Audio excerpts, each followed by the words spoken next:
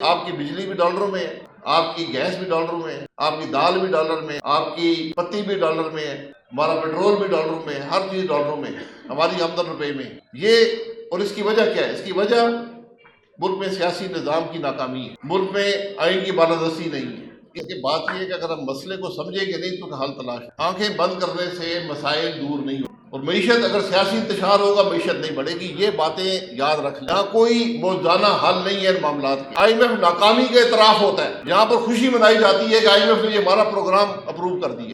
हमारा वज़ीर-ए-आज़म, हमारा सदर क्या बात करते हैं, हमारी अपोजिशन क्या बात करती है, एक दूसरे को सारा दिन गालियां निकालते हैं। एक दारुल हुकूमत पर हमलावर होता है, एक आगे से गोली चलाता है। मुल्क का क्या बनेगा? मुल्क की फिक्र है किसी को? ये आज पाकिस्तान की है। आज हम महंगाई की बात करते हैं। महंगाई की वजह क्या है? महंगाई की वजह यह है कि हमने तरक्की नहीं की। एक बुनियादी वजह है। आप जो मुल्क तरक्की नहीं करते, हमारा पॉपुलेशन की ग्रोथ 2.4% है। अगर हम 2.2% भी ग्रोथ करेंगे तो फिर भी हमारी नेगेटिव ग्रोथ है, हमारी मीशत नाकाम हो जाएगी। तो अगर सियासी इंतशार होगा, मीशत की नाकामी होगी। आज हमारी हालत ये है, लोग पूछते हैं कि महंगाई क्यों है। आज हर आदमी परेशान है। कौन सा घर है जो परेशान नहीं? क्योंकि आपकी बिजली भी डॉलरों में है, आपकी गैस भी डॉलरों में है, आपकी दाल भी डॉलर में, आपकी पत्ती भी डॉलर में है, हमारा पेट्रोल भी डॉलरों में है, हर चीज डॉलरों में है, हमारी आमदन रुपए में। अगर रुपया कमजोर होगा, डॉलर मजबूत होगा। 100 रुपए का 2018 में डॉलर था, आज 300। क्यों ना महंगाई तो यहीं पर हो। ये और इसकी वजह क्या है? इसकी वजह मुल्क में सियासी निज़ाम की नाकामी है, मुल्क में आइन की बालादस्ती नहीं है। ये अब जिस तरफ से भी जाएंगे बात घूम के वहीं पहुंच। हमें आज भी इस बात का एहसास नहीं है कि अगर मुल्क आइन के मुताबिक नहीं चलेगा, कानून की बालादस्ती नहीं होगी तो मुल्क नहीं चलेगा, मीशत नाकाम ही रहेगी। आज हम हर आदमी बहाने ढूंढता है। वो कहता है किस पे मैं इल्ज़ाम लगाऊं, किसकी गलती है।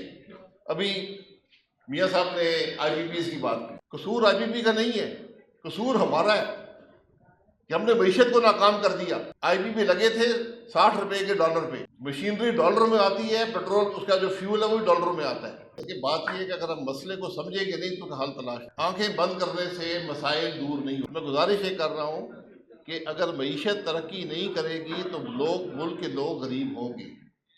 एक तबका है जो अशराफिया जिसे हम कहते हैं, एलीट कैप्चर जो है, वो उनका फायदा होगा, लेकिन बाकी मुल्क गरीब होगा। तो बिजली अगर 60 रुपए पे होती तो आज बिजली 1/5 की होती। आज जो आप 30 रुपए का यूनिट दे रहे हैं, ये 6 रुपए का आपको मिल रहा होता। हम इस बात को समझने को तैयार नहीं है। पेट्रोल 2018 में 60 रुपए का था, आज 300 रुपए का क्यों है? क्योंकि आपका पेट्रोल डॉलरों में आता है, आपका रुपया कमजोर हो गया, 20% कीमत रह गई है, तो आज पेट्रोल आपको 300 रुपए का मिलेगा। इसका हल सिर्फ और सिर्फ मीशत को बढ़ाना है। और मीशत अगर सियासी इंतशार होगा मीशत नहीं बढ़ेगी। ये बातें याद रख लें। यहाँ कोई मौजूदा हल नहीं है इन मामला की। IMF क्या चीज़ है? IMF हमारे घर नहीं आता। हम IMF के पास जाते हैं, हम कहते हैं कि हम नालायक हैं, हम नाकाम हैं, हम अपने मसाइल हल नहीं कर सकते, तुम आओ हमारी मदद करो कि हम अपना मुल्क चला सकें। IMF नाकामी का इतराफ होता है, यहाँ पर खुशी मनाई जाती है कि IMF ने ये हमारा प्रोग्राम अप्रूव कर दिया। ये IMF की हकीकत है। आप ये काम खुद भी कर सकते हैं अगर आप मीशत चला लें, वो IMF की कोई जरूरत नहीं है। आज IMF आपसे क्या कहता है? वो कहता है टैक्स लगाओ, अपने अखराजात पूरे करो। आज हमारी कैफियत मुल्क की सारा पाकिस्तान जानता है। हमारे मुल्क की कैफियत क्या है कि जो वफाक के पास पैसा होता है सूबों को देने के बाद, वो सूद की अदायगी भी नहीं कर सकता। हम दिफा के लिए मजीद पैसे लेते हैं, हम हुकूमत चलाने के लिए मजीद पैसे लेते हैं, कर्जा लेते हैं। दिफा के लिए मजीद कर्जा, हुकूमत चलाने के लिए मजीद कर्जा, डेवलपमेंट के लिए मजीद कर्जा। अगले साल सूद और बढ़ जाता है। इस साल हम सूद भी अपने पैसे से अदा नहीं कर सकते, सूद के लिए भी मजीद कर्जा लेना पड़ता है। 100 यहाँ पर मैंने नैब बड़ी भुगती है, 17 साल नैब की अदालतों में रहा हूँ, बहुत से वकीलों से बेहतर कानून जानता हूँ। आप नैब का किसी को वकील जरूरत है तो मैं हाजिर हूँ। तो गुजारिश ये है, नैब से मैंने 38 इन्वेस्टिगेशनें 18 के बाद नैब की भुगती हैं। मुझसे नैब ने दुनिया का हर सवाल किया, तुम्हारे कपड़े किधर से आते हैं, तुम्हारे जूते किधर से आते हैं, तुम खाना, एक सवाल उन्होंने नहीं किया कि टैक्स अदा करते हो कि नहीं करते। सारी बुनियाद इस चीज में है। आज जजों की सिलेक्शन की बात होती है, जज कैसे बनेंगे। जज से एक सवाल करें, जिससे जज बनना है अवाम के सामने करें, टैक्स अदा किया कि नहीं किया। तुम हाई कोर्ट का जज बनने आए हो, तुमने टैक्स अदा किया। मैंने असेंबली में तरमीम पेश की थी इस बारे में, उसको तमाम जमातों ने मिलकर उस तरमीम को डिफीट किया। मुझे कहा वापस ले, मैं नहीं लेता, आप डिफीट करें। डिफीट किया तमाम जमातों ने मिलकर, पीटीआई, पीपल्स पार्टी, पीएमएल, मेरी अपनी जमात थी। जो मुल्क, जिस मुल्क की शहरी की बुनियादी जिम्मेदारी टैक्स देना होती है, वो टैक्स नहीं देगा तो मुल्क कैसे। अगर मैं टैक्स नहीं देता तो गरीब आदमी मेरी जगह टैक्स देगा। आज 17% जीएसटी क्यों लगा हुआ है, इंपोर्ट ड्यूटी क्यों लगी हुई है? ये आसान तरीका है टैक्स लेने का, तरीका मौजूद है। मुझसे मियाँ साहब ने कहा जी आपने क्या किया। मेरे कोई दावे कामयाबी के नहीं है। अगर मुल्क नाकाम है तो मैं भी नाकाम हूं, लोग मुश्किल में है तो मैं नाकाम हूं। यहां पर कोई शख्स ऐसा नहीं है जो ये कह सके कि मैंने बड़ा अच्छा काम किया। इस मुल्क में कोई आदमी नहीं है। जब मुल्क की हालत ये होगी तो ये नाकामी के तरफ सबको करना पड़ेगा। मैंने 36 साल इस निज़ाम में रहा हूं, मैं सबसे पहले नाकामी की तरफ करता हूं। हम वो चीज़ें नहीं कर सके जो हमें करनी चाहिए थी। टैक्स का निज़ाम, जिसके पास शनाख्ती कार्ड है, क्यों नहीं उसको आप टैक्स पेयर बनाते हैं? दुनिया में बहुत कम ममालिक हैं जिनके पास शनाख्ती कार्ड है। 13 करोड़ लोगों के पास शनाख्ती कार्ड है। वो बालिग हैं, वोट डालते हैं, मुल्क के मामले में हिस्सेदार हैं, मुल्क के मामलात में। उनसे मैं ये सवाल तो कर सकता हूँ, तुम टैक्स देते हो या नहीं देते? आप एक आराम से आप कहते हैं मैं टैक्स, मेरे आमदन नहीं है, टैक्स नहीं। मेरी बात, मैं यही कह रहा हूँ ना, आपकी बात ही कर रहा हूँ। अगर वो लोग जो पैसा कमाते हैं वो टैक्स अदा नहीं करेंगे, फिर आपसे टैक्स लिया जाएगा, फिर हर चीज पे टैक्स लगेगा, फिर महंगाई होगी। ये बात समझने की है कि जब इस मुल्क की अशराफिया टैक्स नहीं देगी, क्यों नहीं इस मुल्क के एनटीएन नंबर को खत्म करके सीएनआईसी नंबर इस्तेमाल किया जाता? ये सवाल करें आप जरा। एनटीएन की क्या जरूरत है जिस मुल्क के अंदर सीएनआईसी हो? मैं बता देता हूँ ना। देखिए जी, तो फीजिबल, अगर जी मेरी बात सुन लें, अगर फीजिबल नहीं है तो फिर मुल्क भी फीजिबल नहीं रहेगा। टैक्स हर शख्स की जिम्मेदारी है।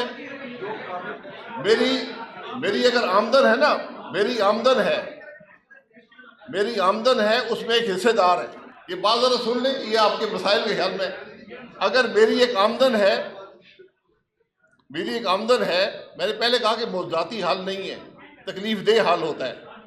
अगर मेरी एक आमदन है, चाहे वो 1 रुपया या 1 करोड़ रुपया है, उसके अंदर एक हिस्सेदार है, उसका नाम है हुकूमत पाकिस्तान।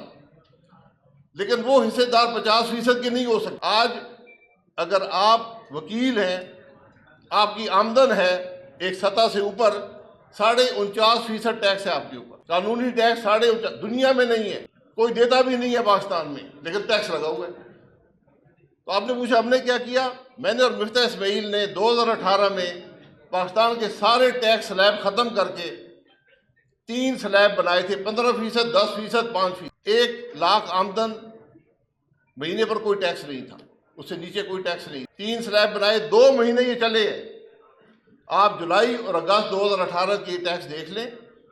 हमने फाइनेंस बिल पास करके ये टैक्स पास किए और ये चले हैं, और उसको पीटीआई की हुकूमत ने ख़त्म किया। और आज टैक्स जो है वो 35%, 40%, 49, 49.5% तक चला गया। मैं फिर गुजारिश करूँगा, आज ना इस मुल्क की हुकूमत को पता है कि करना क्या है, ना इस मुल्क की अपोजिशन को पता है। आज वाहिद मुल्क है दुनिया का, हर सियासी जमात के पास हुकूमत है। क्यों नहीं हुकूमत कर सकते? करके अवाम को दिखाएं ना, कि देखें मेरी हुकूमत, देखें पीटीआई दिखाए मेरी केपी की हुकूमत, देखें मुस्लिम लीग दिखाए मेरी पंजाब की और वफाक की हुकूमत, देखें पीपल्स पार्टी दिखाए कि ये सिंध के अंदर देखें जी कितने ज़बरदस्त हुकूमत चल रही। तो फिर आप अवाम के पास क्या लेकर जाएंगे? अवाम क्या तवक्को रखेंगे? कल क्या होगा मुल्क के अंदर? आज ना सलाहियत है ना सोच है, फिर हम कहते हैं मुल्क नहीं चलता। तो फिर हम ऊपर से इलेक्शन चोरी कर रहे हैं। अवाम की राय का एहतराम, अवाम एक दफ़ा फैसला करेंगे, तकलीफ होगी, अगली दफा बेहतर फैसला कर लेंगे, फिर गलत फैसला किया तीसरी दफा बिल्कुल दुरुस्त फैसला करेंगे। लेकिन ये कहना कि अवाम को हक हासिल नहीं है, फैसला हम करेंगे, फिर कहते हैं मुल्क नहीं चलता, मुल्क कैसे चलेगा? पूरी दुनिया आज भी अमेरिका का इलेक्शन आप देख लें, रिफॉर्म्स की बात करते हैं, बुनियादी बातों की, तालीम का निज़ाम क्या होगा, सेहत का निज़ाम क्या होगा, पुलिस कैसे होगी, फौज क्या करेगी। चीन जो एक मौजज़ा है दुनिया की तारीख में, 88% आबादी आज से 35 साल पहले सतह गुर्बत से नीचे थी। 88% आबादी, आज 1% भी नहीं। वो उनका सदर आज भी रिफॉर्म की बात करता है। हमारा वज़ीर-ए-आज़म, हमारा सदर क्या बात करते हैं, हमारी अपोजिशन क्या बात करती है, एक दूसरे को सारा दिन गालियां निकालते हैं। एक दारुल हुकूमत और हमलावर होता है, एक आगे से गोली चलाता है। मुल्क का क्या बनेगा? मुल्क की फिक्र है किसी को? आपने मुल्क की बात सुनी है किसी इस मुल्क के ओहदेदार से? जब मुल्क की हुक्मरानी उन लोगों के पास होगी जिनको अवाम ने वोट नहीं दिया, तो मुल्क कैसे चलेंगे? ये बुनियादी बात अगर हमें समझ नहीं आएगी तो हम ये जो फरोई बातें, मुझे सवाल पूछा गया कि आज आप प्रोटोकॉल, असल हकीकत सरकारी प्रोटोकॉल है। मैं आज तक मुझे समझ नहीं आती प्रोटोकॉल होता क्या है।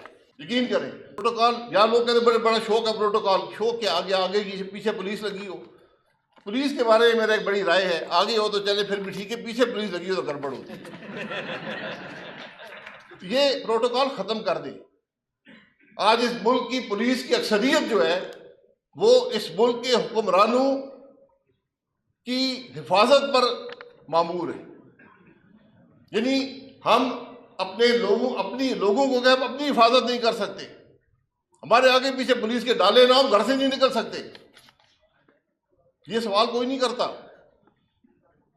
आपके पास आपका MNA MP आए, उससे पूछें यार तुमने टैक्स दिया है, तुम्हारी ये गाड़ी है, तुम यहां से इस्लामाबाद जाते हो, 6 गाड़ियां लेकर जाते हो, ये लाखों का खर्चा एक ट्रिप पर है, आपने टैक्स अदा किया? मैं बात हजरत उमर की कर रहा हूं कि अगर हजरत उमर जो थे उनसे ये सवाल हो सकता है कि तुमने अपना हिस्सा से ज्यादा क्यों लिया है, तो फिर हम इस मुल्क के लीडरों से सवाल नहीं कर सकते कि तुम टैक्स देते हो या नहीं देते हो। ये सवाल हम नहीं कर सकते। हम मिसाल हजरत उमर की देते हैं। मैं तो एक बहुत छोटी मिसाल दे रहा हूं कि मुल्क में कानून है, आप टैक्स देते हैं या नहीं देते हैं। हमने एक नॉन फाइलर कैटेगरी बनाई है। एक आदमी है, वो कहता है मैं तुम्हारा कानून नहीं मानता हूं, मैं टैक्स नहीं अदा करूंगा।